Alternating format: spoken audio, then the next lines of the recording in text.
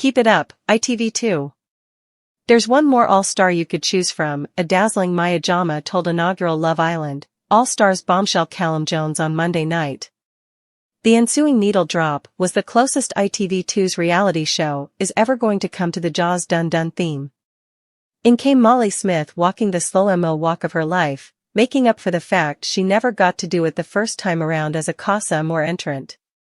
Mitch Taylor, arguably the one with the most tenuous claim to the all-star mantle, didn't know the pair were exes, but when Kaz Kamwi informed him, he guffawed, "What is happening? This is the best thing ever." And maybe that closing twist was, at least in the recent Love Island barometer of things. Going into Love Island, All-Stars, your expectations were perhaps understandably low.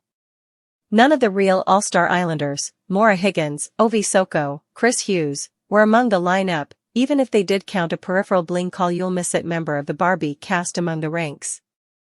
But by the conclusion of the admittedly bloated 90-minute premiere, even the most dubious of doubters will be prepared to catch tonight's episode at the very least. After consecutive weak seasons of the biannual show, All-Stars may be the mouth-to-mouth this flagging franchise needs.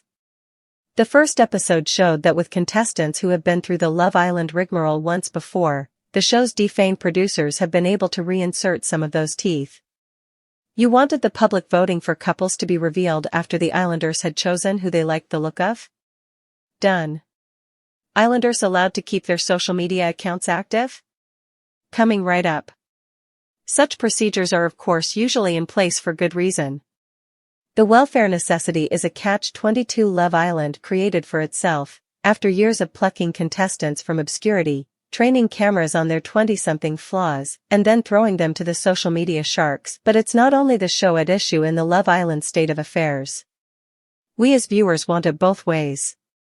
We call for humane reality TV that cares about its contestants, but then when the drama is toned down to meet the nicer, kinder reality moment, shows like Love Island fall prey to dismal ratings and complaints over the absent theatrics. We can decry ITV as the villain, but whenever the voting public is given the chance, we pick the path of maximum resistance. In this first episode alone, Liberty Poole was paired with her Yuri girlfriend ex-Jake Cornish. Meanwhile, feminist hero Georgia Harrison looked deeply unhappy to be stuck next to Louise Morrison, whose exes have not had much good to say about him.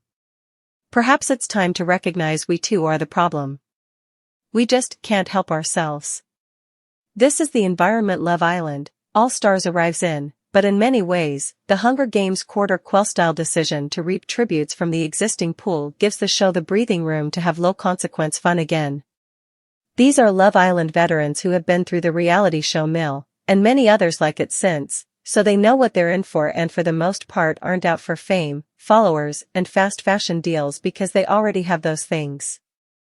If we're speaking frankly, most of the All-Stars didn't find love the first time and most likely won't the second, particularly if the lineup of returning men is any indicator.